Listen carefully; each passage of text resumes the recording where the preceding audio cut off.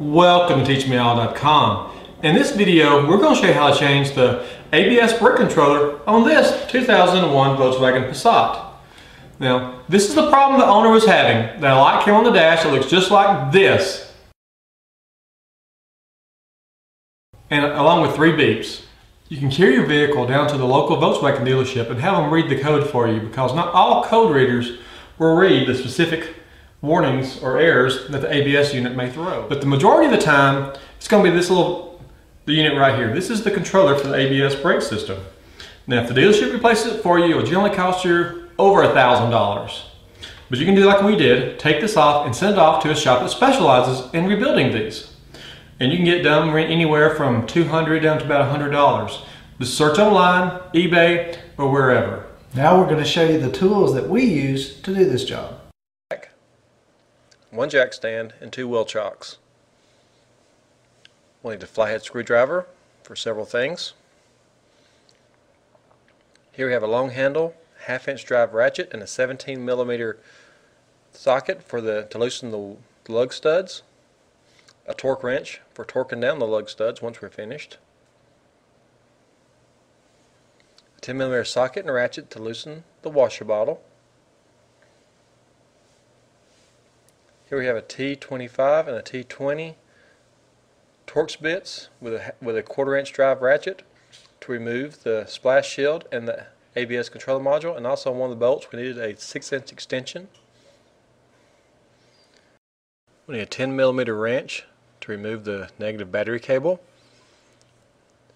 We also need this magnetic retrieval tool. The ABS screws are hard to get to, and you'll possibly drop some or any other tool, and it's easy to get them out because we did drop some.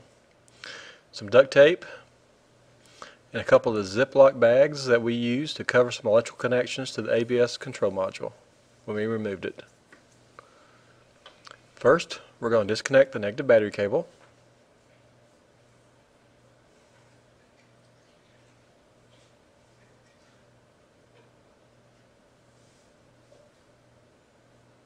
Then we're going to set the emergency brake.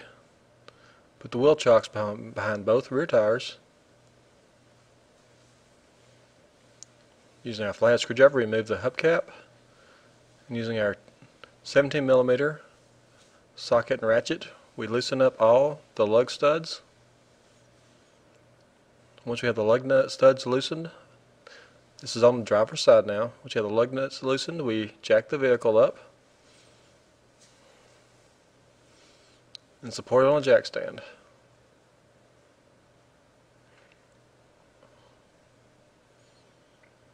Then we'll go ahead and remove the lug studs. Again, we're only removing the driver's side tire here.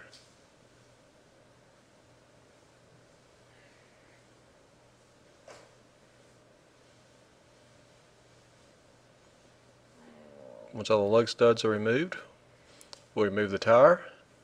Place our lug studs into the holes on the rim, keep up with them, and we'll slide the tire up under the vehicle.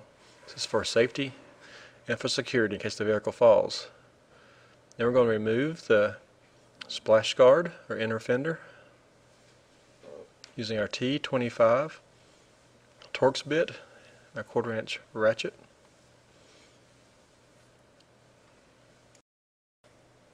Ours had about 10 of these bolts, some may have 11. Just make sure you get them all before trying to remove the fender liner.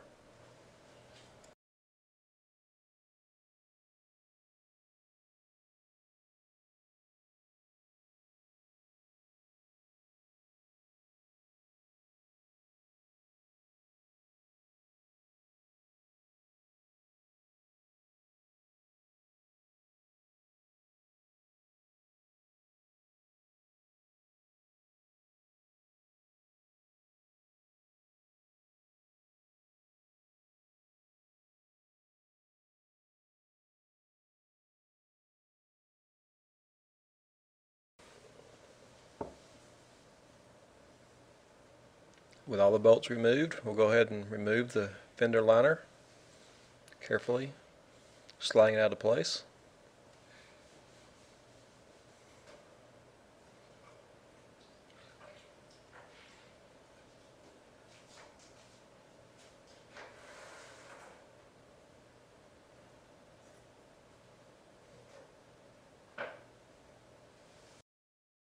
Then we're going to raise the hood, remove this cover over the power steering reservoir.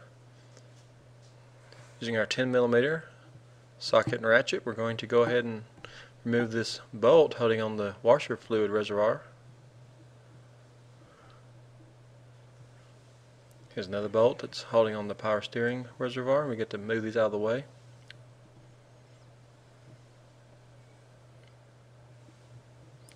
There's another little connector in here, and we just use our screwdriver to gently pry it out of position. Be careful not to break this. Once this is done, you can move the power steering reservoir. Now we're removing the large electrical connector going to the ABS control module. And there's a smaller connection underneath that. Gently use your screwdriver to pull up on the pin and slide it out. Now here we're going over the bolt locations on the ABS control module. This has already been removed when we showed you those. Now here it is still in place. There are 3 on each side.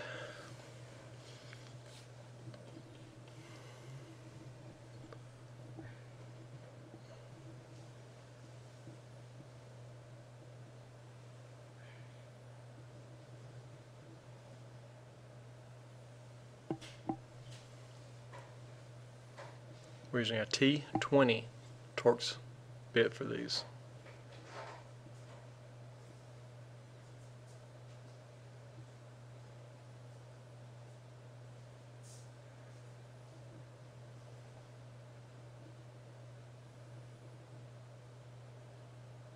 Now move to the other side. We're moving the middle one. Just be patient with these, they're a little hard to get to. On the very bottom one, we use our extension to come in through the fender well. Now with all of them removed, we'll slide the ABS module off, control module off and out. And then we're going to use our Ziploc bags to cover the solenoid connectors and also the large connector. Just keep dust from getting on them because it's going to take about a week to get our unit back.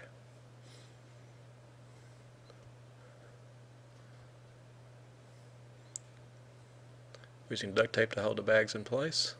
We shipped our ABS unit off and got it back in about a week.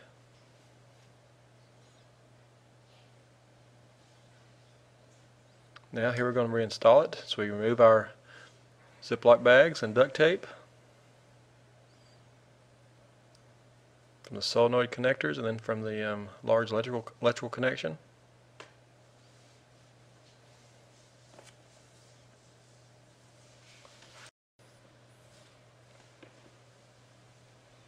Now make sure all your pins are straight in the connectors. Now we're going to use a little brake parts cleaner and clean off the solenoid connectors. Remember to follow any instructions that the rebuilder may have sent along with the rebuilt control unit. Carefully slide the control module into place.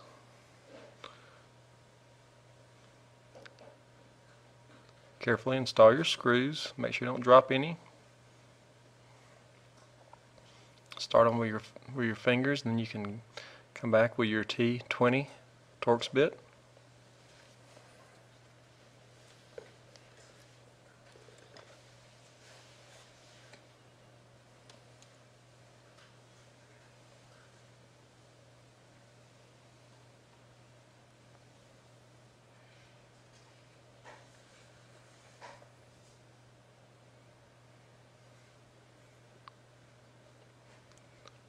We go ahead and tighten these down a little bit. We don't tighten them too much just yet. We're going to go ahead and get all of them in place. Then we're going to just snug them down.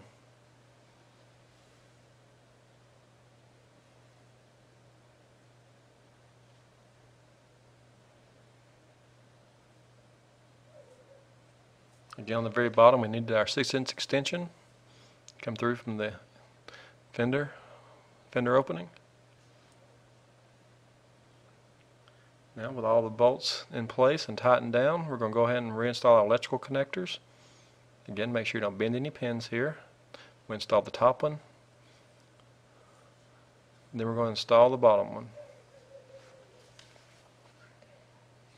Then we're going to install our bolts that hold our washer reservoir and our power steering reservoir into place. That done, we're going to go ahead and reinstall our cover and our fender liner.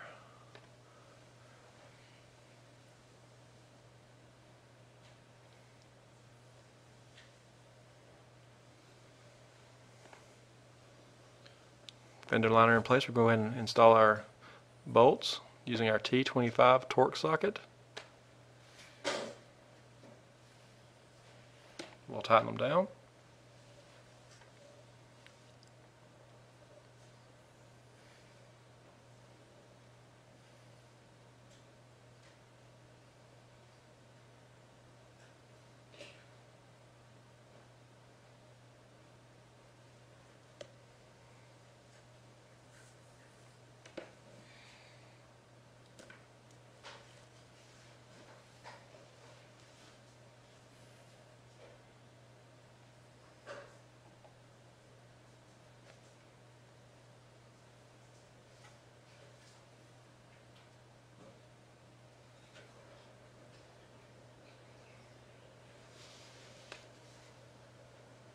Make sure you install all 10 plus of these.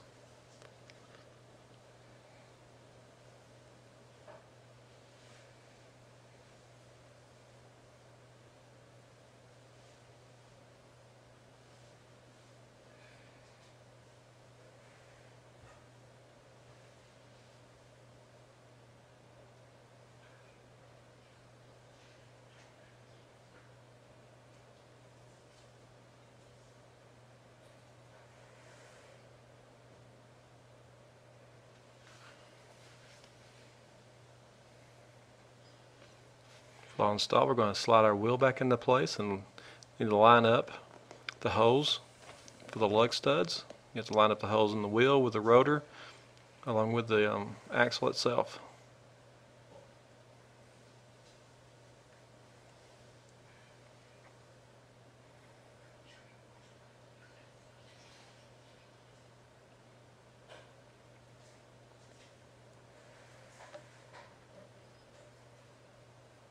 Using our 17mm socket and ratchet, we're going to snug these down a little bit. Then we're going to raise the vehicle up, remove the jack stand, and lower it back onto the ground.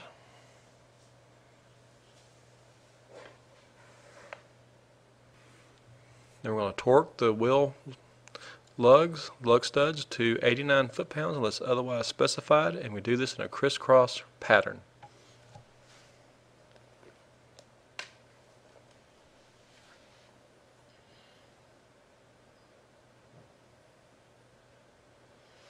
Once all the studs are torqued down, we're going to reinstall our hubcap.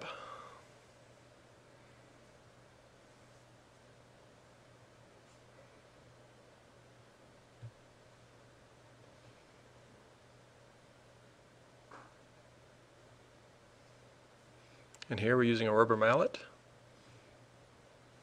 to lightly lock it into place. Then we're going to reconnect our negative battery cable. Tighten it up using our 10mm box-end wrench. Then we'll slide the battery cover back into place. Remove the wheel chocks. Well, we hope this video will help you change the ABS brake controller in your 2001 Volkswagen Passat. Send any comments you may have to comments@teachmeall.com. And as always, thank you for visiting teachmeall.com and have a great day.